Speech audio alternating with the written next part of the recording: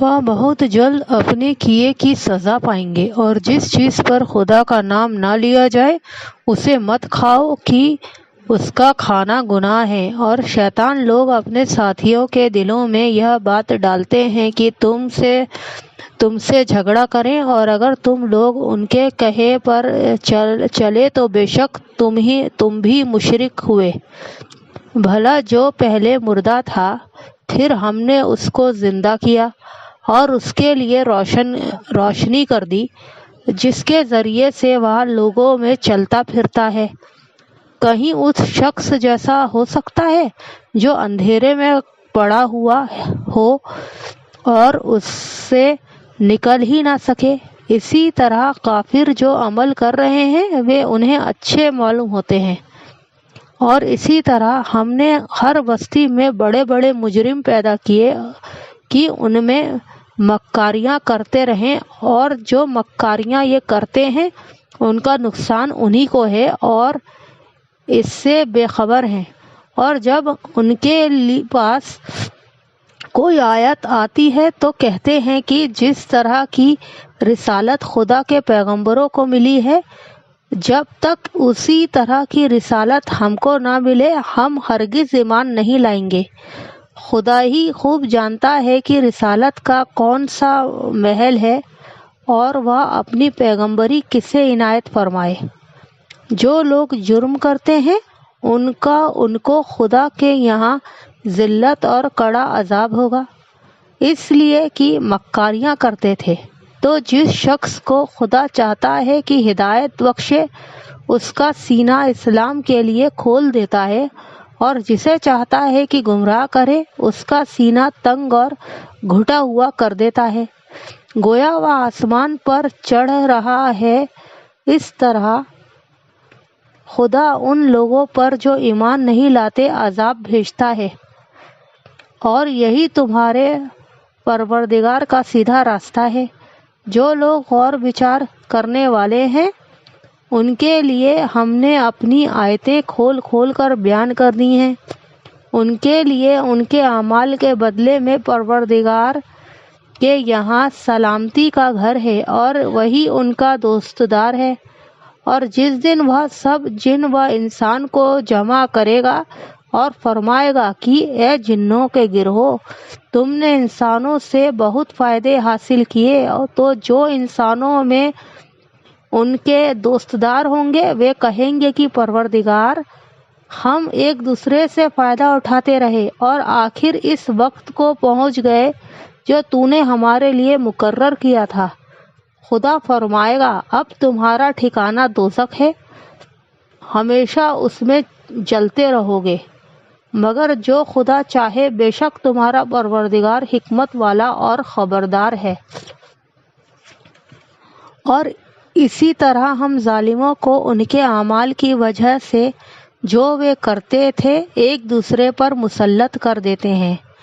اے جنوں اور انسانوں کی جماعت، کیا تمہارے پاس تمہیں میں سے پیغمبر نہیں آتے رہے جو میری آیتیں تم کو پڑھ پڑھ کر سناتے اور اس دن کے سامنے موجود ہونے سے ڈراتے تھے؟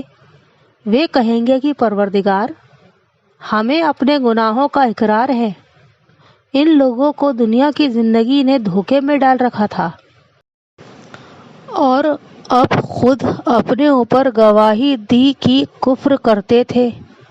اے محمد صلی اللہ علیہ وسلم، یہ جو پیغمبر آتے رہے اور کتابیں نازل ہوتی رہیں تو اس لیے کہ تمہارا پروردگار ایسا نہیں کہ بستیوں کو ظلم سے ہلاک کر دے اور وہاں کے رہنے والوں کو کچھ بھی خبر نہ ہو، اور سب لوگوں کے اعمال کے لحاظ سے درجے مقرر ہیں، اور جو کام یہ لوگ کرتے ہیں خدا ان سے بے خبر نہیں، اور تمہارا پروردگار بے پرواہ اور رحمت والا ہے۔ اگر چاہے تو اے بندو تمہیں ختم کر دے اور تمہارے بعد جن لوگوں کو چاہے تمہارا جانشین بنائے، جیسا تم کو بھی دوسرے لوگوں کی نسل سے پیدا کیا ہے۔ کچھ شک نہیں کہ جو وعدہ تم سے کیا جاتا ہے وہ پورا ہونے والا ہے۔ اور تم خدا کو مغلوب نہیں کر سکتے۔ کہہ دو کہ لوگوں، تم اپنی جگہ عمل کیے جاؤ، میں اپنی جگہ عمل کیے جاتا ہوں۔ بہت جلد تم کو معلوم ہو جائے گا کہ آخرت میں بہشت کس کا گھر ہوگا۔ کچھ شک نہیں کہ مشرک نجات نہیں پانے کے، اور یہ لوگ خدا ہی کی پیدا کی ہوئی چیزوں یعنی کھیت اور چوپایوں میں خدا کا بھی ایک حصہ مقرر کرتے ہیں، اور اپنے جھوٹے خیال سے کہتے ہیں کہ یہ حصہ تو خدا کا اور یہ ہمارے شریک یعنی بتوں کا۔ تو جو حصہ ان کے شریکوں کا ہوتا ہے وہ تو خدا کی طرف نہیں جا سکتا، اور جو حصہ خدا کا ہوتا ہے وہ ان کے شریکوں کی طرف جا سکتا ہے۔ یہ کیسا برا انصاف ہے۔ اسی طرح بہت سے مشرکوں کو ان کے شریکوں نے ان کے بچوں کو جان سے مار ڈالنا اچھا کر دکھایا ہے تاکہ انہیں ہلاکت میں ڈال دیں اور ان کے دین کو ان پر گڑبڑ کر دیں، اور اگر خدا چاہتا تو وہ ایسا نہ کرتے۔ تو ان کو چھوڑ دو کہ وہ جانے اور ان کا جھوٹ، اور اپنے خیال سے یہ بھی کہتے ہیں کہ یہ چارپائی اور کھیتی منع ہے اسے اس شخص کے سوا جسے ہم چاہیں کوئی نہ کھائے، اور کچھ چارپائے ایسے ہیں کہ ان کی پیٹھ پر چڑھنا منع کر دیا گیا ہے، اور کچھ مویشی ایسے ہیں جن پر ذبح کرتے وقت خدا کا نام نہیں لیتے۔ سب خدا پر جھوٹ ہے، وہ بہت جلد ان کو ان کے جھوٹ کا بدلہ دے گا۔ اور یہ بھی کہتے ہیں کہ جو بچہ ان چارپائیوں کے پیٹ میں ہے وہ خاص ہمارے مردوں کے لیے ہے، اور ہماری عورتوں کی اس کا کھانا حرام ہے، اور اگر وہ بچہ مرا ہوا ہو تو سب اس میں شریک ہیں، یعنی اسے مرد اور عورت سب کھائیں۔ بہت جلد خدا ان کو ان کے ڈھکوسلوں کی سزا دے گا، بے شک وہ حکمت والا خبردار ہے۔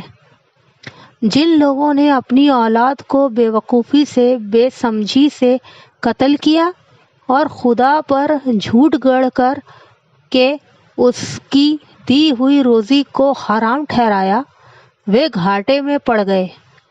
وہ بے شبہ گمراہ ہیں اور ہدایت پائے ہوئے نہیں ہیں۔ اور خدا ہی تو ہے جس نے باغ پیدا کیے چھتریوں پر چڑھائے ہوئے بھی، اور جو چھتریوں پر نہیں چڑھائے ہوئے وہ بھی، اور کھجور اور کھیتی جن کے طرح طرح کے پھل ہوتے ہیں، اور زیتون اور انار جو کچھ باتوں میں ایک دوسرے سے ملتے جلتے ہیں اور کچھ باتوں میں نہیں ملتے۔ جب یہ چیزیں پھلیں تو ان کے پھل کھاؤ، اور جس دن پھل توڑو اور کھیتی کاٹو تو خدا کا حق بھی اس میں سے ادا کرو، اور بے جا نہ اڑانا کہ خدا بے جا اڑانے والوں کو دوست نہیں رکھتا، اور چارپائیوں میں بوجھ اٹھانے والے یعنی بڑے بڑے بھی پیدا کیے، اور زمین میں سے لگے ہوئے یعنی چھوٹے چھوٹے بھی۔ بس خدا کی دی ہوئی روزی کھاؤ اور شیطان کے قدموں پر نہ چلو، وہ تمہارا کھلا دشمن ہے۔ یہ بڑے چھوٹے چارپائے 8 قسم کے ہیں، 2 بھیڑوں میں سے اور 2 بکریوں میں، یعنی ایک نر اور ایک مادہ۔ اے پیغمبر، ان سے پوچھو کہ خدا نے دونوں کے نروں کو حرام کیا ہے یا دونوں کی مادینوں کو، یا جو بچہ مادینوں کے پیٹ میں لپٹ رہا ہو اسے؟ اگر سچے ہو تو مجھے سند سے بتاؤ۔